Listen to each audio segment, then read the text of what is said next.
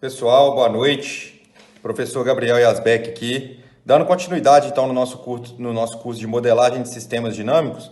Hoje nós vamos estar falando então de modelagem matemática de sistemas mecânicos rotacionais e também de motor de corrente contínua, tá? Então, os elementos de sistemas mecânicos rotacionais, eles giram em torno de um eixo, certo? Assim como os sistemas translacionais que nós estudamos na aula passada, então, a lei da física que vai reger esse tipo de sistema vai ser a segunda lei de Newton também, ok? Por se tratar de sistemas rotacionais, vão haver algumas alterações nas variáveis que a gente estava utilizando na segunda lei de Newton, né? A força externa, então, que era o componente do sistema translacional, ela vai ser substituída por um torque externo.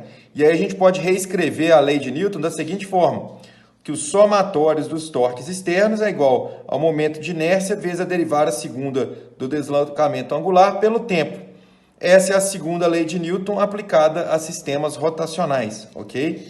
E aí, como eu falei, o J significa momento de inércia do corpo em relação ao eixo de rotação e θ é o deslocamento angular do corpo ao longo do tempo, ok? Então, se o θ é o deslocamento angular, quando a gente toma a derivada segunda do deslocamento angular em relação ao tempo, a gente está falando que isso é uma aceleração angular do corpo, certo? As grandezas, então, que nós vamos utilizar para os sistemas rotacionais vão ser o deslocamento angular, que é dado em radiano e vai ser representado pela letra θ, como nós já vimos, a velocidade angular, que é dado em radianos por segundo, que é pela letra ômega, a aceleração angular alfa, que a unidade é dada em radianos por segundo ao quadrado, e o torque T, que é dado por Newton vezes metro a sua unidade, ok? E os elementos passivos que formam os sistemas rotacionais vão ser dados por momento de inércia, dado pela unidade quilograma vezes metro ao quadrado, mola, que é dada a unidade da constante da mola, é Newton vezes metro por radiano, e amortecedores, cujo coeficiente de amortecimento viscoso é dado por Newton vezes metro vezes segundo por radiano, tá? Então, como a gente pode ver, esses elementos passivos eles são muito similares aos elementos passivos dos sistemas translacionais que nós acabamos de estudar, porém, em vez de estar sujeito à translação, eles estarão sujeitos à rotação, ok? E aí, nós podemos fazer a relação, então, dos componentes passivos com as grandezas físicas que não interessa utilizando a tabela abaixo. Então, quando a gente olha a mola, para eu saber o torque que essa mola está me dando, utilizando a velocidade angular como grandeza física padrão, eu sei que o torque vai ser igual a constante da mola vezes a integral de 0 a t da minha velocidade angular, variando em função do tempo, dt. Já se eu tenho deslocamento angular, o torque feito por essa mola torsional é dado pela constante da mola vezes o deslocamento, tá? Já para os amortecedores, assim como nos sistemas translacionais, o torque vai ser proporcional à velocidade angular. Então, o torque é o coeficiente de amortecimento viscoso vezes a velocidade angular. Se eu estiver usando o deslocamento angular como grandeza física de referência, esse torque vai ser dado pelo coeficiente vezes a derivada primeira do deslocamento angular em relação ao tempo. E as inércias, quando eu estou tratando de velocidade, o torque é dado pela inércia vezes a derivada primeira da velocidade angular sobre o tempo, ou seja, a inércia vezes a aceleração angular. E se eu estiver me referenciando ao deslocamento angular, eu sei que o torque nessa inércia é dado pelo momento de inércia, J, vezes a derivada segunda do deslocamento em relação ao tempo. Ok? Assim como nós fizemos nos sistemas translacionais, nos sistemas rotacionais nós também utilizaremos da metodologia de diagrama de corpo livre, que é uma forma de nós expressarmos todos os torques que estão agindo sobre esse corpo determinado que nós estamos estudando, ok? E a partir do diagrama de corpo livre, nós vamos aplicar a segunda lei de Newton por sistemas rotacionais, que nós vimos no início da aula, para determinar a equação diferencial que vai descrever a dinâmica do sistema. E de posse da equação diferencial, adotando as condições iniciais nulas, nós podemos obter, então, a função de transferência que vai relacionar a entrada com a saída, ou então obter a resposta do sistema no domínio do tempo, ou seja, é o mesmo procedimento que nós fizemos para os sistemas translacionais e também para os sistemas elétricos. ok? Então vamos começar com um exemplo aqui. A gente tem um exemplo que pede para que nós determinemos a função de transferência para o sistema rotacional abaixo. E nessa função de transferência nós iremos considerar o deslocamento angular como saída e o torque como entrada. Então a gente está vendo aqui que a gente tem uma inércia acoplada a um amortecedor e uma mola, e a gente está aplicando um torque T nele. E a gente quer saber a relação entre esse torque externo e o deslocamento. Então a primeira coisa que a gente tem que fazer na nossa modelagem é definir o nosso problema. Então o nosso problema é obter a função de transferência considerando o deslocamento como saída e o torque como entrada, ou seja, G de S é igual a θS sobre TS, ok? O segundo passo, então, é saber qual que é a teoria e a aplicação das leis fundamentais. A gente viu que para o sistema mecânico rotacional vai ser a segunda lei de Newton também. A terceira será as simplificações e aproximações. Então, nesse sistema, a gente vai considerar que todas as massas elas são rígidas e constantes. Nós vamos considerar que as molas são puras e lineares, não tem perda de energia, não tem massa, seus coeficientes são constantes e elas transladam em uma... Na verdade, elas não transladam, né? Elas rotacionam em uma só direção. Aqui tem que corrigir, desculpa, que é rotacionam. Os amortecedores são puros, lineares, não tem efeito de mola, não tem massa e seus coeficientes são constantes. Todas as condições iniciais são nulas. E as variações das grandezas são pequenas a fim de manter o comportamento do sistema linear. Pessoal, então agora é a parte de equacionamento da nossa modelagem do sistema rotacional mecânico. E assim como nos translacionais, a primeira coisa que nós temos que fazer é traçar o diagrama de corpo livre para esse nosso sistema, né? No caso, para essa nossa inércia aqui, denominada J. Então, lembrando que o objetivo do diagrama de corpo livre em sistemas mecânicos rotacionais é expressar todos os torques que estão agindo sobre o corpo, tá? Então a gente vai fazer primeiro um círculo aqui com o objetivo de representar o nosso corpo, tá? Vamos chamar aqui de J. E aí vamos analisar os torques que nós temos agindo sobre ele. Então nós temos aqui o torque externo sendo aplicado. Então nós vamos expressar ele aqui em volta, chamar ele de torque T.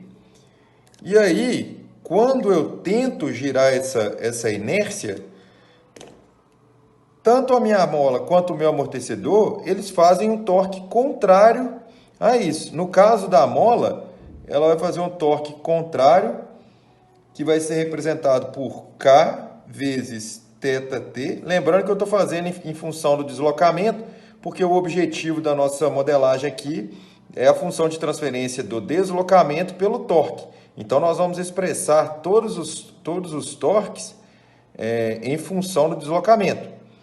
Já o torque do amortecedor, ele também vai ser contrário, e para nós expressarmos, a gente sabe que ele é proporcional à velocidade angular.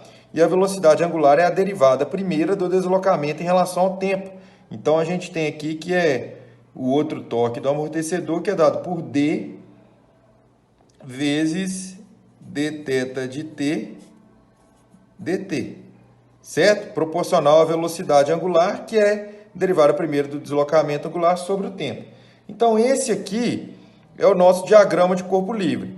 E aí nós expressamos todos os torques que estão agindo sobre a nossa inércia.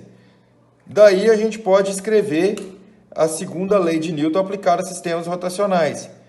Então, a gente sabe que a segunda lei de Newton é o somatório dos torques agindo sobre o corpo é igual a inércia vezes a derivada segunda do deslocamento angular pelo tempo.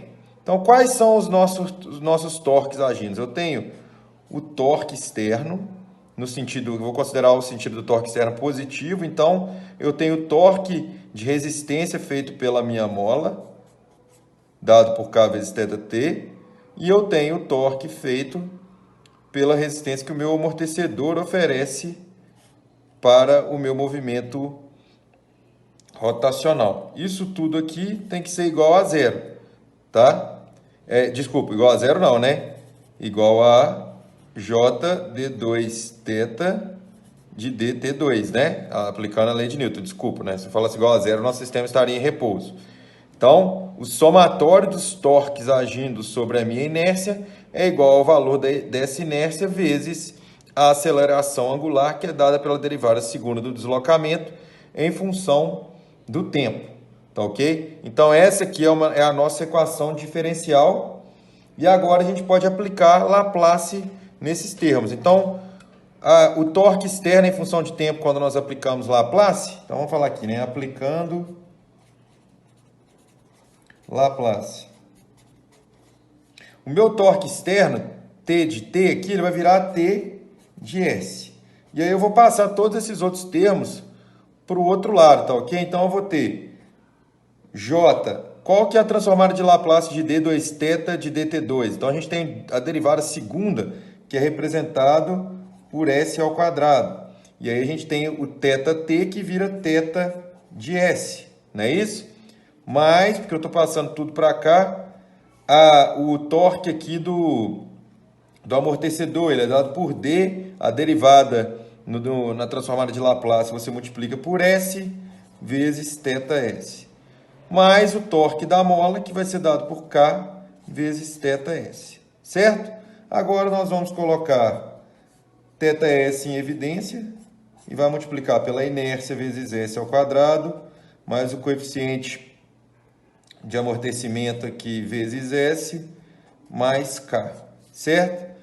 Agora a gente faz aquele mesmo procedimento, divide tudo por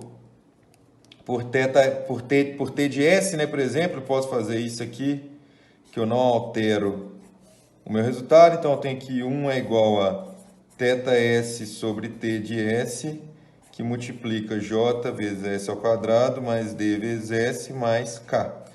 E aí, θs sobre T de S, né? O deslocamento angular da minha inércia sobre o torque externo sendo aplicado é a função de transferência que eu estou procurando. Então, basta eu passar esse termo aqui, que são as impedâncias mecânicas, né, para o outro lado. Logo, θs sobre T de S é igual a 1 dividido por J vezes S ao quadrado, mais D vezes S, mais K.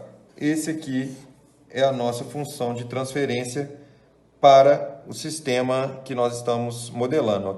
Analisando o resultado que nós obtivemos, então, com o nosso equacionamento, a gente pode reparar que esse sistema rotacional ele é um sistema de segunda ordem, avaliando pela equação diferencial dele. A gente pode ver que envolve a derivada segunda do deslocamento em relação ao tempo. Tá? Então, se a gente pegar essa função de transferência que nós modelamos, aí, que nós calculamos, e aplicarmos as funções degrau, impulso e rampa como entrada, assumindo que o momento de inércia é 1 kg por vezes metro quadrado, coeficiente de amortecimento é 1 Newton vezes metro vezes segundo por radiano, e a constante da mola é 1 Newton vezes metro por radiano, nós vamos obter as seguintes respostas para o nosso sistema mecânico rotacional. Então, a gente tem a resposta ao degrau, ao impulso e à rampa, né? E esses gráficos eles já estão ficando bem conhecidos para nós ao longo do nosso curso, né? E aí a gente vai entender um pouquinho por quê. Só para relembrar, pessoal, novamente, como que nós obtemos a resposta do nosso sistema em função do tempo quando nós temos a função de transferência. Então, para calcular a resposta do sistema a uma determinada entrada, nós temos que multiplicar a função de transferência pela função de entrada que a gente quer no domínio S. Essa função de entrada tem que estar no domínio S também. Depois de fazer essa multiplicação, a gente aplica a transformada inversa de Laplace. Então, um exemplo, para calcular a resposta no domínio do tempo da função rampa, nós pegamos a função transferência que nós calculamos, multiplicamos por 1 sobre S ao quadrado, que é a função rampa no domínio S, e aplicamos a transformada inversa de Laplace. De posse da função no domínio do tempo, a gente arbitra valores por tempo e calcula a resposta do deslocamento fazendo essa curva aqui, ok? Claro que a gente já usou o MATLAB outras vezes para calcular essa resposta, mas também a gente tem que saber de onde que vem esses modelos, tá ok? E aí, como eu falei, a gente analisando essas funções de transferência e a resposta desse sistema mecânico, tanto os translacionais quanto os rotacionais, de primeira ou de segunda ordem, a gente percebe que eles são idênticos aos sistemas elétricos que nós já estudamos. E disso, a gente pode concluir que ele ocorre porque a característica da resposta ela depende apenas da ordem da função de transferência do sistema. Ou seja, ela independe da característica física do sistema. É claro que a interpretação vai ser diferente para cada tipo de sistema, mas os gráficos das respostas e o comportamento, ele só depende da ordem da função de transferência. Então, um sistema mecânico, um sistema térmico, um sistema elétrico, que ele seja de segunda ordem, ele vai apresentar as mesmas respostas se utilizar as mesmas funções de entrada com os mesmos parâmetros, ok? Então, nesse sentido, a gente pode fazer uma analogia entre os sistemas elétricos e os sistemas mecânicos. E existem duas abordagens para que nós possamos fazer isso.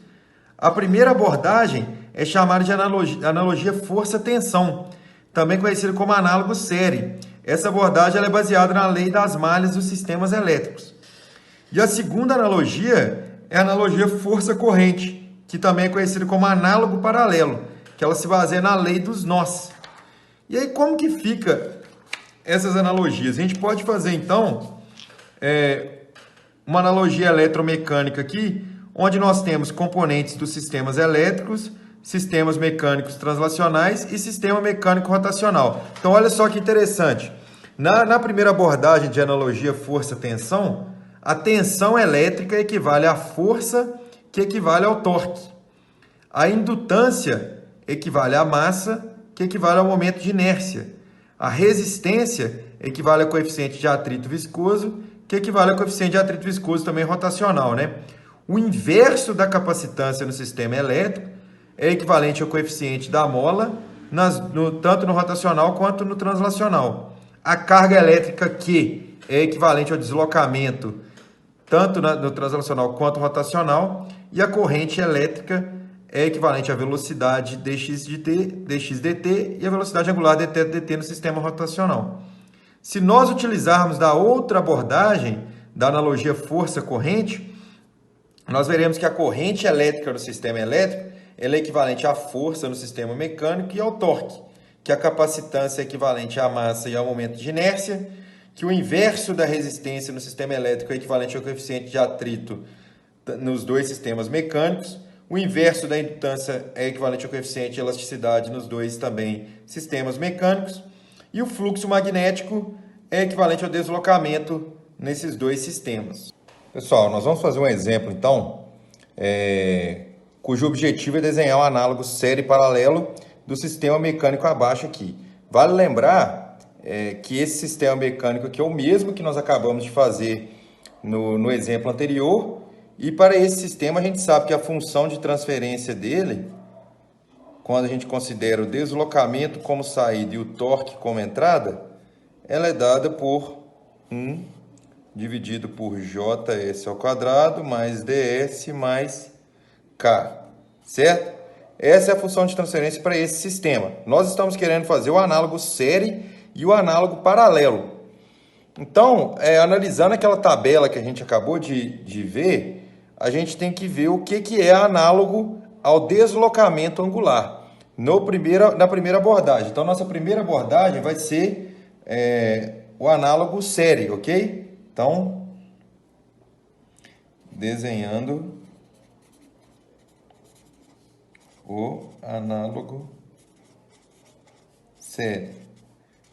Então, nós vimos que, como aqui a gente tem os três componentes mecânicos, né, a inércia, o amortecedor e a mola, para a gente fazer o nosso circuito análogo série, nós teríamos que ter o nosso circuito RLC, onde ele é dado por uma indutância, uma resistência e uma capacitância, não é isso? E aqui a gente tem L, R, C, e uma corrente que circula por esse circuito. Então, esse aqui é o circuito equivalente, né, mecânico e elétrico. E agora, quando a gente fazer a abordagem análogo série, a minha função de transferência do sistema mecânico, ela usa o deslocamento angular como saída. Da tabela, a gente sabe que o deslocamento angular, ele equivale à carga elétrica no circuito RLC. Então, o deslocamento angular equivale à carga elétrica, né? A gente pode chamar aqui Q de S, no domínio S, ou Q de T, e o deslocamento angular em função do tempo, se fosse. O torque, ele é análogo à tensão, na análogo série. Então, a gente sabe que T de S é análogo a V de S.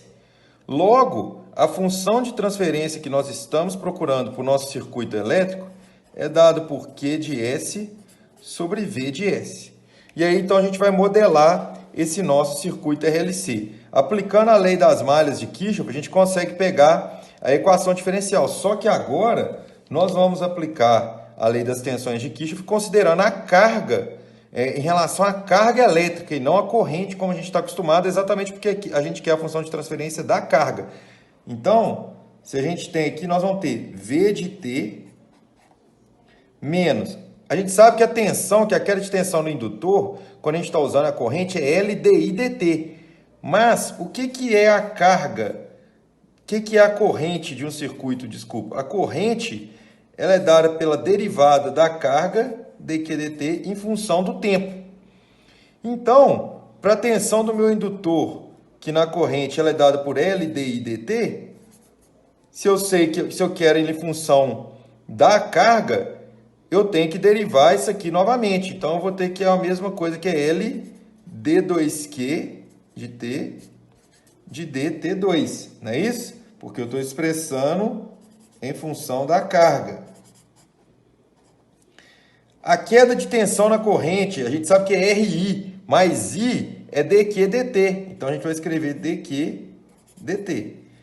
E do capacitor, a gente lembra que quando é corrente lá é 1 sobre C, integral de 0 a t de I de t dt, né? Mas olha só, a tensão no capacitor é dada por 1 sobre C, integral de I de t dt. Mas vamos substituir I de t por dq dt. Então, a gente sabe que 1 sobre C, integral de dq de t dt vezes dt. Só que o que é a integral de uma derivada?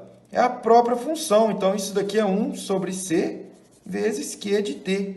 Né? Então, aqui a gente tem 1 sobre C vezes Q de t. Isso aqui tudo tem que ser igual a zero. Tá certo, pessoal? Então, essa aqui é a nossa equação diferencial expressa em função da carga. A gente percebe que quando a gente usa a expressão aqui da carga, a gente tem uma derivada segunda. E aí, aplicando Laplace em todos os termos, a gente tem que V de S é igual, vamos passar tudo aqui para o lado de lá. Derivada segunda da carga. Aqui faltou o L, né? Multiplicando aqui, que é a indutância. A derivada segunda da carga é S ao quadrado, então a gente tem L vezes S ao quadrado, vezes Q de S, mais R vezes S vezes o Q de S, mais 1 sobre C vezes o Q de S. E aí, isolando todos os termos, a gente vai ter que Q de S sobre V de S é igual a LS ao quadrado mais RS mais 1 sobre C, e aqui em cima é 1. Então, quando nós comparamos essas duas equações, as duas funções de transferência, a gente percebe que a inércia é equivalente à indutância, conforme a gente já tinha colocado lá na nossa tabela. A gente percebe que o coeficiente de atrito viscoso ele é análogo à resistência, e a gente percebe que o coeficiente elástico ele é análogo ao inverso da capacitância. Então, essa a gente comprovou, né, a relação de analogia em série, tá? Daquela tabela. E aí a gente pode repetir o mesmo procedimento para o circuito em paralelo, tá? Então, quando a gente tem um circuito em paralelo aqui, vamos desenhar esse circuito aqui.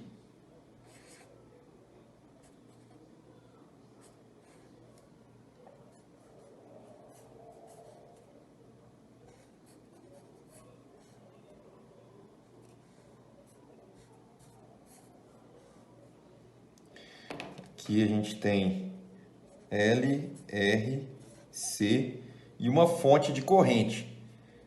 Perceba agora que a gente está tratando com corrente, numa analogia força-corrente. Então, a analogia aqui, ó, Analogia força, corrente. Nesse circuito, a gente pode falar o seguinte, que a corrente que está fluindo, uma corrente é igual a admitância vezes uma tensão E de S. A admitância desse sistema, em paralelo, a gente pode expressar como sendo a soma dos inversos das impedâncias. Então, a gente sabe que Y de S é igual a CS mais 1 sobre R mais 1 sobre LS. Então, quando a gente expressa a corrente aqui, a gente tem que, deixa eu escrever aqui no cantinho, que I de S é igual a CS mais 1 sobre R mais 1 sobre LS vezes E de S. Se a gente pegar a função de transferência do sistema aqui em cima em função da velocidade, a gente teria a expressão da seguinte forma, que F de S é igual a M vezes S mais B mais D, desculpa, né? Na verdade é que a gente está pegando o translacional, tá? Então, vão ser MS, B mais K sobre S, isso aqui, vezes V de S. Então, quando a gente compara as duas coisas, a gente está vendo que a massa é análogo à capacitância, que o inverso da resistência é análogo ao coeficiente de atrito, isso aqui é o B, e que 1 sobre L aqui, o inverso da capacitância, é parecido com desculpa aqui, né? 1 sobre L aqui é equivalente a K. Então, o inverso da impedância é equivalente ao coeficiente elástico. Pessoal, um assunto também interessante mencionar aqui rapidinho entre a aula nas modelagens vai ser o uso das engrenagens em sistemas mecânicos, já que nós estamos vendo sistemas mecânicos rotacionais, né? Então, os sistemas mecânicos rotacionais, especialmente os acionados por motores, raramente são encontrados sem trens de engrenagens associados a eles, tá? O objetivo de uma engrenagem, geralmente nesse sistema, é proporcionar acoplamento de forma a transmitir potência de um sistema para o outro, tá? Então, vamos considerar o par de engrenagem abaixo, onde nós temos duas engrenagens, uma menor, né, acoplada a uma engrenagem maior. Sabemos, então, que o número de dentes em uma engrenagem ele é proporcional ao raio. E aí nós podemos obter a relação de deslocamento angular com o número de dentes da engrenagem, que é dado pelas equações abaixo. Então, a gente tem esse D1 e D2, é o deslocamento da engrenagem, tá? O deslocamento linear aqui, que é dado pelo raio vezes o deslocamento angular. Então, a gente sabe que o comprimento do arco é o raio vezes o ângulo, θ, né? Então, a gente está falando que esses dois tem que ser equivalente, e aí você tira a expressão que o número de dentes da engrenagem 1 sobre o número de dentes da engrenagem 2 é igual ao deslocamento angular da engrenagem 2 sobre o deslocamento angular da engrenagem 1, onde D vai ser o deslocamento, N o número de dentes e R o raio da engrenagem. Daí, nós podemos obter uma relação aqui entre o torque de entrada e o número de dentes de uma engrenagem. Então, a gente tem que o torque da engrenagem 1 dividido pelo torque da engrenagem 2 é igual ao número de dentes da engrenagem 1 dividido por número de dentes da engrenagem 2. Essa aqui é a relação entre o torque e o número de dentes em um par de engrenagem.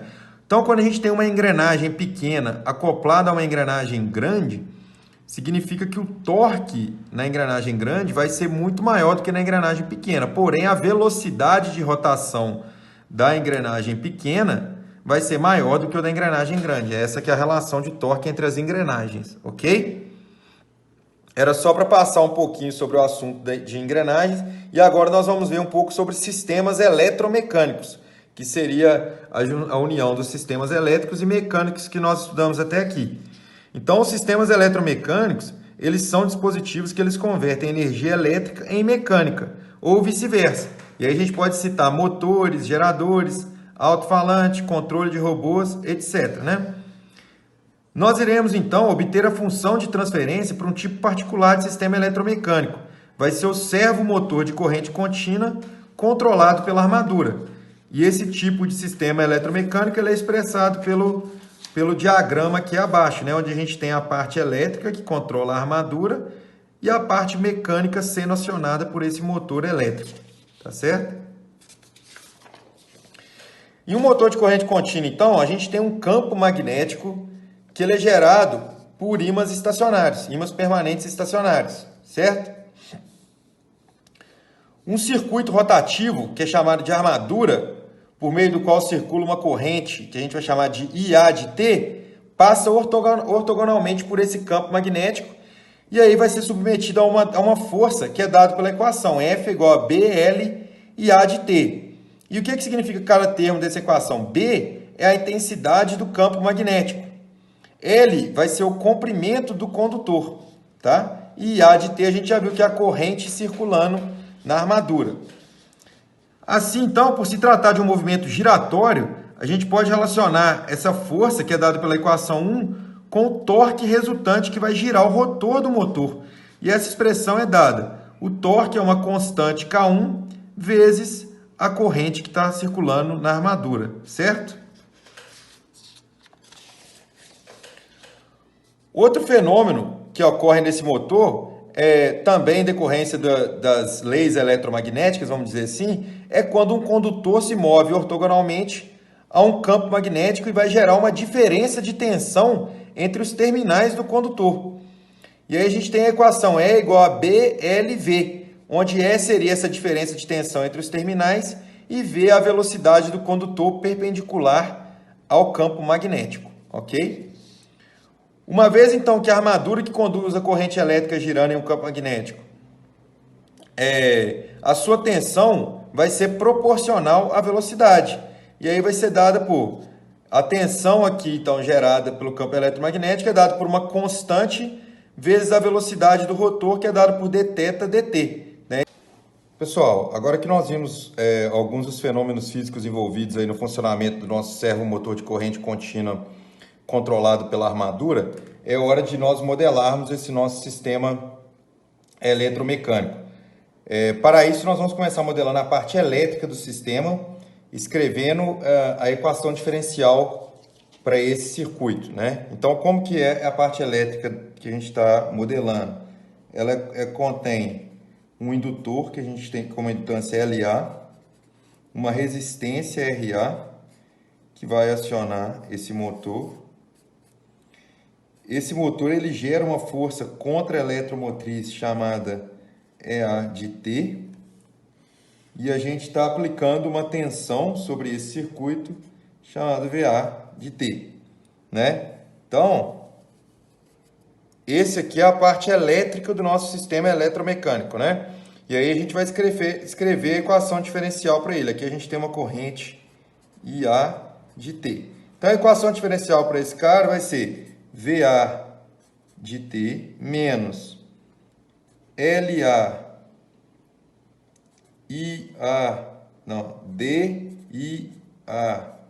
dt menos RA vezes IA de T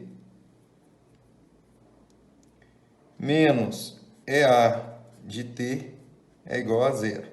Então, nós vamos chamar aqui essa equação de 4, aqui é LDI dt, tá? Então, é a derivada da corrente da armadura em função do tempo. Ficou rasurado aqui, desculpa.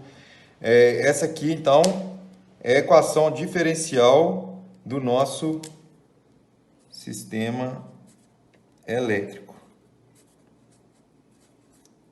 E nós vamos escrever agora a equação diferencial para a nossa parte mecânica. Nós podemos lembrar que o nosso sistema mecânico, ele contém aqui uma haste que sai do motor, que é ligada a uma inércia J, e essa inércia J, ela está ligada direto num amortecedor, que a gente vai chamar aqui de D, tá ok? E essa inércia, ela está submetida ao torque feito pelo motor, que a gente vai chamar de torque T, certo? E aí a gente vai fazer, então, o diagrama de corpo livre para essa inércia. Quando a gente escreve aqui, a gente tem o torque externo, E quando a gente tenta girar essa inércia, esse amortecedor ele faz um torque contrário ao que nós estamos tentando fazer, que é dado pelo coeficiente de atrito vezes a velocidade angular, que é dθt de dt. Então, esses aqui são os torques agindo sobre a nossa inércia. E a gente pode escrever, utilizando a segunda lei de Newton, a equação diferencial para a parte mecânica. Então, nós vamos ter que o torque aplicado pelo motor menos o torque feito pelo meu amortecedor, ele é igual à inércia, que multiplica a aceleração angular, que é d2θt de dt2. Nós vamos chamar aqui a equação 5. Então, veja bem, aqui é a parte do sistema mecânico. Então, agora, nós chegamos em 4 equações que vão ser fundamentais para que nós possamos modelar o nosso sistema eletromecânico, tá? A primeira é a equação número 2, que relaciona o torque que o motor faz com a corrente da armadura. A segunda é a da tensão aqui, da força contra-eletromotriz, que é essa tensão proporcional à velocidade do rotor, do motor, que é a equação número 3. A equação diferencial do circuito elétrico, representada aqui pela equação 4, e a equação diferencial do sistema mecânico, representado pela equação 5. Então, agora o que nós vamos fazer é aplicar a transformada de Laplace em todas essas equações. Então, o objetivo do nosso problema é encontrar a função de transferência que relaciona o deslocamento angular da nossa carga inicial com a tensão de entrada da armadura, certo? Então, quando a gente avalia as equações aqui no domínio do tempo que nós temos, a gente já tem VA de S expressa aqui em função dos termos, porém nós temos EA de S aqui. Nós podemos escrever, a partir dessa função aqui, então, que o θ de S vai ser igual ao torque de S dividido por JS ao quadrado mais B vezes S. Só que o que é o torque de S? O torque de S é K1 vezes IA de S. Então, isso daqui é a mesma coisa que a gente falar que θ de S é K1 vezes IAS dividido por JS ao quadrado mais BS. Certo? E VAS, a gente tem que escrever a expressão aqui no lugar para ele. Daqui de cima a gente sabe que AS é K2 vezes S vezes θS. E a gente também já tem o valor de θS. Então vamos jogar tudo aqui nessa expressão. Ó. θS é K1 vezes IA de S dividido por JS ao quadrado mais B vezes S. Dividido, agora vamos escrever VA.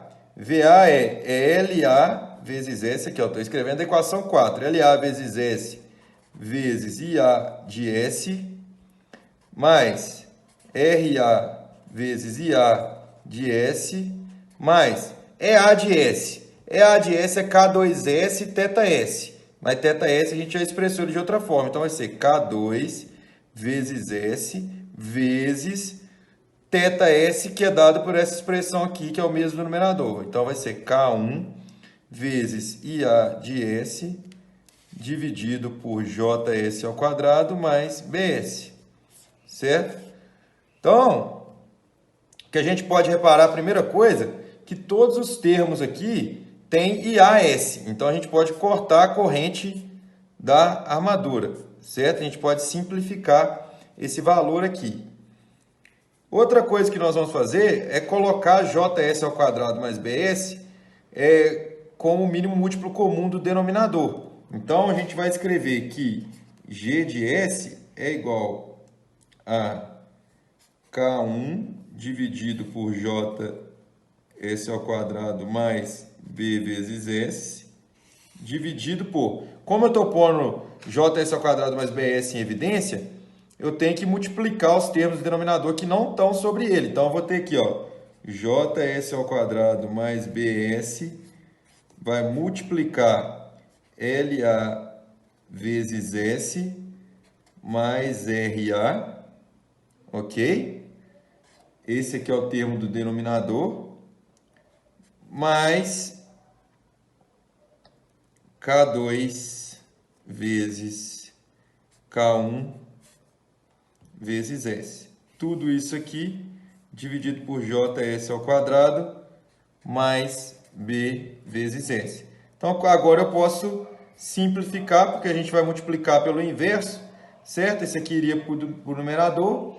E aí, como conclusão, a gente tem que a nossa função de transferência é dada por K1.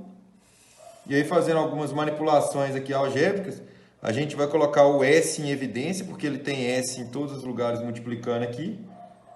Então, a gente vai pôr o S em evidência que multiplica LA vezes J vezes S ao quadrado, mais S que multiplica B vezes L, mais a inércia vezes a resistência, mais RA vezes B, mais K1 vezes K2. Então, essa é o resultado da nossa função de transferência do nosso sistema eletromecânico. Então, o deslocamento da minha inércia pela minha tensão na armadura é dada pela função de transferência expressa pelos componentes passivos elétricos e mecânicos, ou seja, algumas constantes do motor de corrente contínua, né, do servomotor, e as molas e tudo mais. Tá ok? Pessoal, de posse então do resultado da função de transferência que nós obtivemos para o nosso sistema eletromecânico, nós podemos representar cada etapa do processo através de um diagrama de blocos. Então, olha só, a gente tem uma tensão de entrada VAS, que vai passar pelo nosso sistema elétrico, multiplicando aqui pela função de transferência do nosso sistema elétrico, que vai ter uma saída, como saída, uma corrente IA de S. Essa corrente IA de S vai ser multiplicada pela constante de torque do nosso servomotor, gerando um torque que vai ser aplicado à nossa carga mecânica, onde a impedância mecânica, vamos dizer assim, é dada pela inércia e pelo contratorque do amortecimento. Isso gera a saída do nosso sistema, que é o deslocamento angular da nossa carga. Porém, esse deslocamento angular, ele vai estar associado a uma velocidade angular que gera uma força contra-eletromotriz. Então, a gente pega esse deslocamento e multiplica pela constante de tensão vezes S, porque o S é como se nós estivéssemos derivando o deslocamento e chegando na velocidade angular. E aí essa tensão aqui contra-eletromotriz vai subtrair da tensão VAS que a gente está colocando de entrada. E aí é a representação em diagrama de blocos desse nosso sistema eletromecânico. Tá ok? O que eu queria passar para vocês hoje então é isso. Espero que tenha ficado claro. Qualquer dúvida que vocês tiverem, por favor, não hesitem em me perguntar, pode ser por e-mail ou através das nossas aulas, e até um próximo encontro. Um abraço!